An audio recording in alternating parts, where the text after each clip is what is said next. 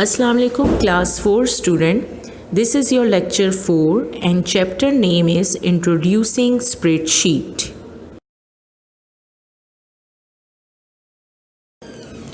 In this chapter we will cover objectives are spreadsheet application, introduction spreadsheet with labeling, rows, columns, cell, active cell address, cell range, cell entry, values and formula. What is spreadsheet? Spreadsheet application allow us to analyze and organize data into tables.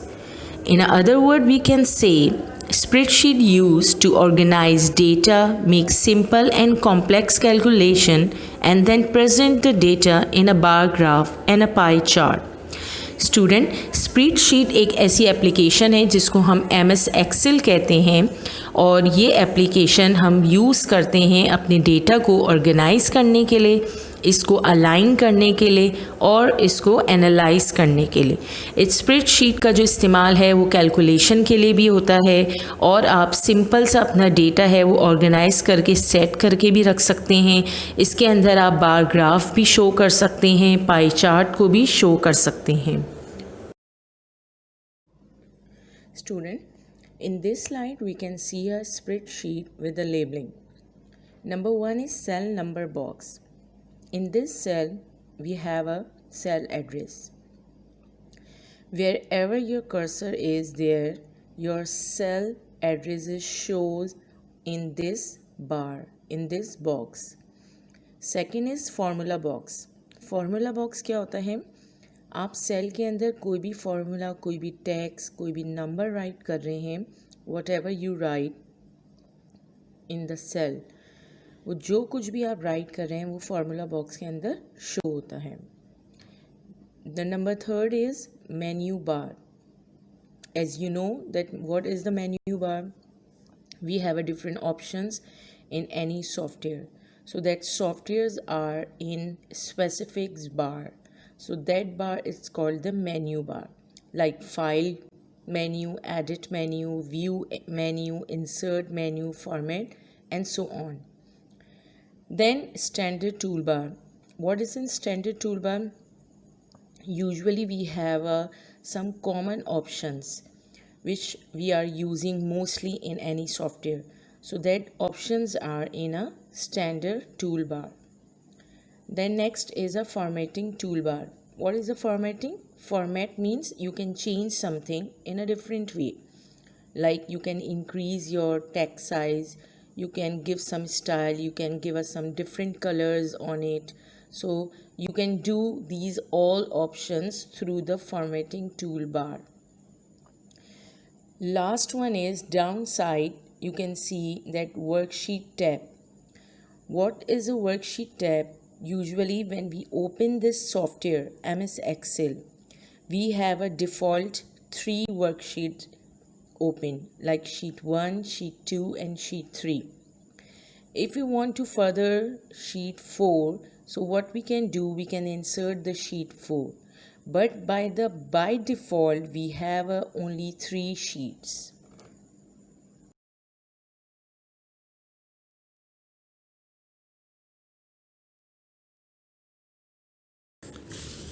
A spreadsheet consists of a grid of rows and columns.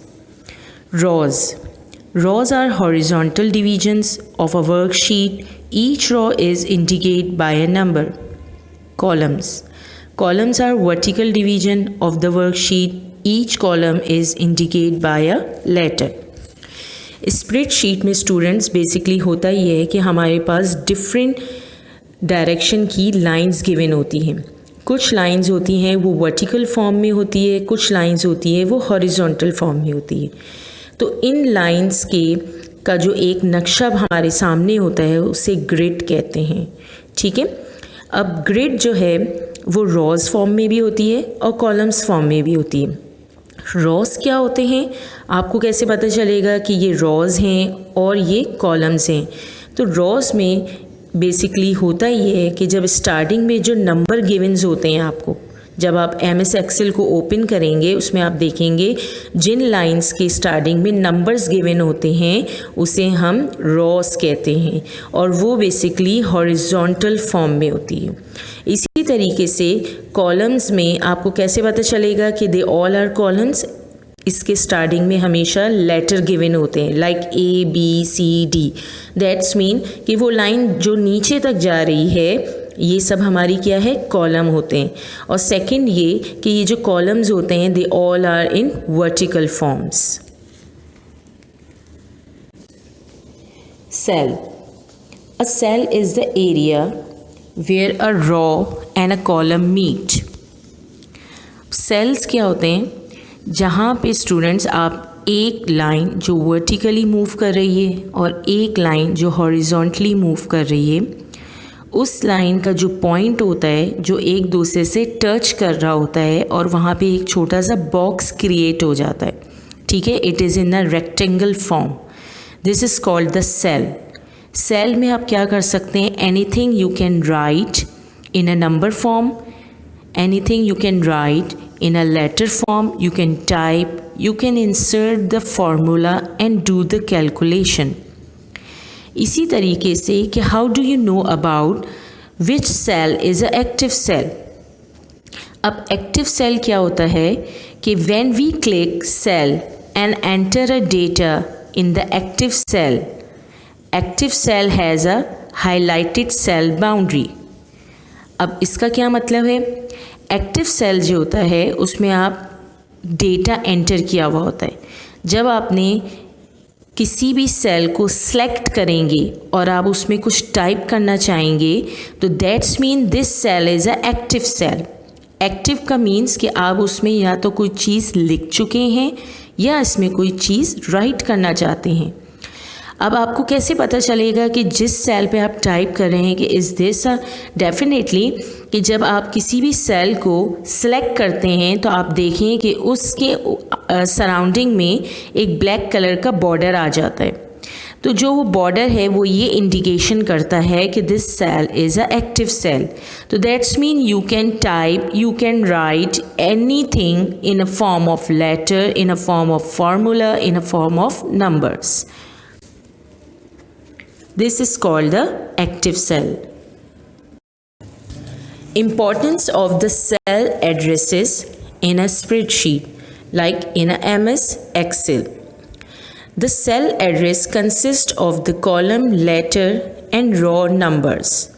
When we write the cell address in an address bar, we directly go to on a specific cell. Look at down. The picture is show that what is the cell address and what is the cell address bar. Now student, cell address क्या होता है? Cell address basically ये होता है कि आप जब MS Excel open करते हैं, डेफिनेटली आप माउस से किसी भी शीट पे क्लिक करते हैं तो आप देखते हैं उस सेल के सराउंडिंग में एक बाउंड्री आ जाती है। That boundary shows this cell is an active cell because it has a black boundary and that black boundary shows this cell is a active. जैसे ही आप उस सेल पे क्लिक करते हैं तो आप MS Excel में फ्रंट की तरफ, ऊपर की तरफ आप जब देखेंगे तो उसके अंदर एड्रेस बार होगा, एड्रेस बार जिसमें एड्रेसेस लिखे हुए आते हैं सेल के, ठीक है। जैसे ही आप एड्रेस बार पे देखेंगे तो उस सेल का एड्रेस उसमें गिवन होगा। लाइक जैसे आपने कॉलम नंबर कॉलम ए के आपने सेकंड रो को क्लिक किया हुआ है, ठीक है, उस पर आपने अपना कर्सर रखा हुआ है तो आपके एड्रेस बार में आप देखें कि ए कॉलम और सेकंड रो यानी A2 लिखा हुआ आ रहा होगा। दैट्स मीन A2 मीन्स कि आपका कॉलम ए है और सेकंड रो पे आपने अपना कर्सर एक्टिव किया हुआ है एंड दैट एक्टिव मीन्स कि you want to type something in this cell.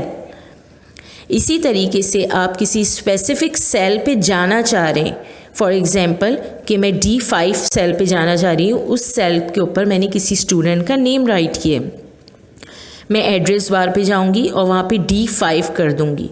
D लिखूंगी और 5 लिख दूंगी। जैसे मैं डी और 5 टाइप करूंगी वैसे ही मेरा कर्सर डी कॉलम के 5th रो में एक्टिव हो जाएगा। So this is called the cell address. Cell range. A range refers to a group of cells when we select multiple cells. It shows range of cell on a formula bar in MS Excel. Yes students, आप ये picture के ऊपर देखें कि मैंने किस तरीके से सिलेक्शन की हुई है, ठीक है, किस तरीके से सेल के ऊपर सिलेक्शन हुई हुई है, राइट। सेल रेंज बेसिकली ये होता है कि when you click on a one cell तो उसके ऊपर सराउंडिंग में एक बाउंड्री आ जाती है। That's mean this is the active cell. For example मेरा कोई वर्क है एक से ज़्यादा सेल्स पे हुआ हुआ है, तो मैं क्या करूँगी, मैं सारे वर्क को सिलेक्ट करूँगी। डेफिनेटली जब आप अपने पूरे कंप्लीट काम को सिलेक्ट कर रहे होते हैं तो आप एक से ज़्यादा मल्टीपल सेल्स को सिलेक्ट कर रहे होते हैं। तो जो मल्टीपल सिलेक्शन होती है आपकी सेल्स की, it is called the range.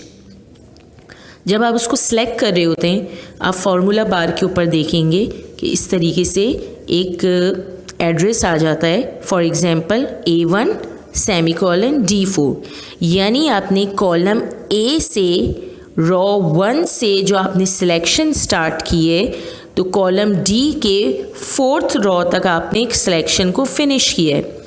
तो जब मल्टीपल सेल्स आपके पास आ जाते हैं या उसकी सिलेक्शन आ जाती है तो this is called the cell range. इसी तरीके से एक सिंगल अगर आपके पास है तो आप कहेंगी one cell, like a cell, ठीक है। तो the range means the multi more than one cell if you select in a MS Excel, it is called the cell range.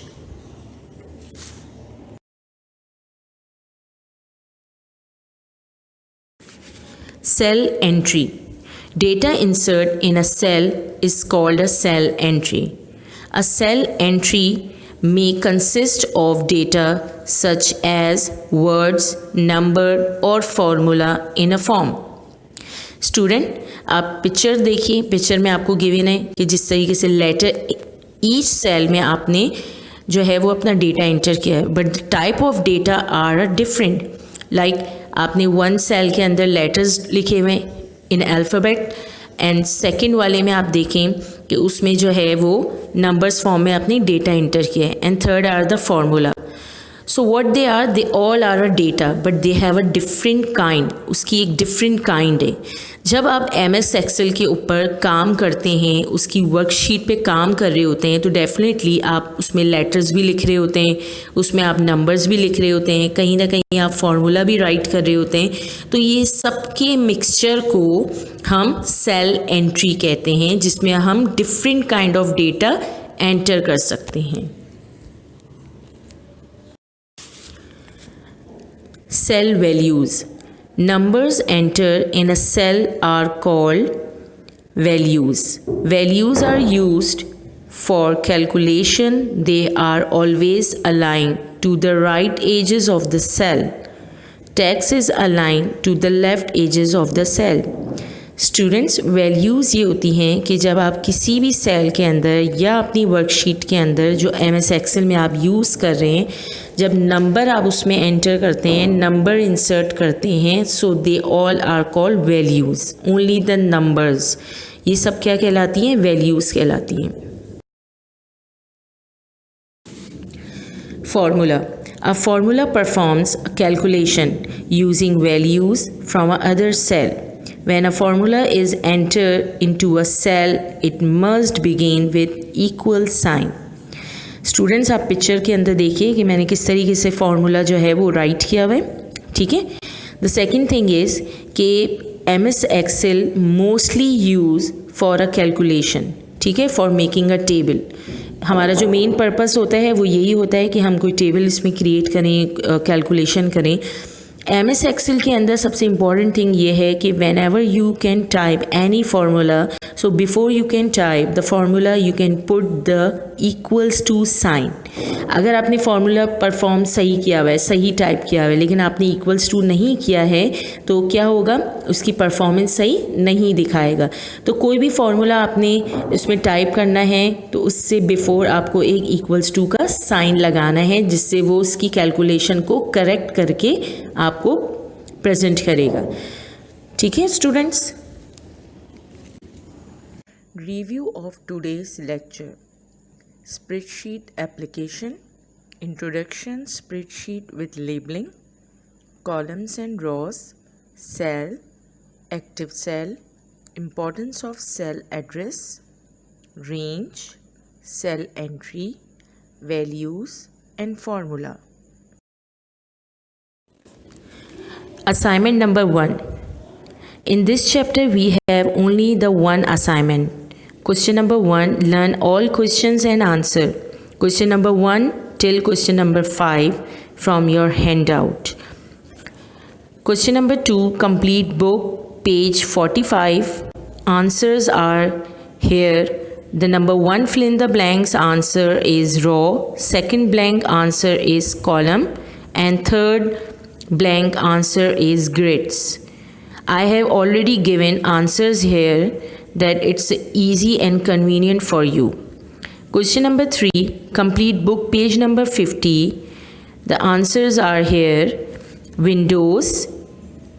The second blank answer is cell. The third blank answer is value. The fourth blank answer is worksheet. And the last one is range.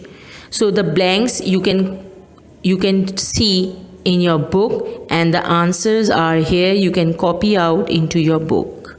Thank you student for watching this video.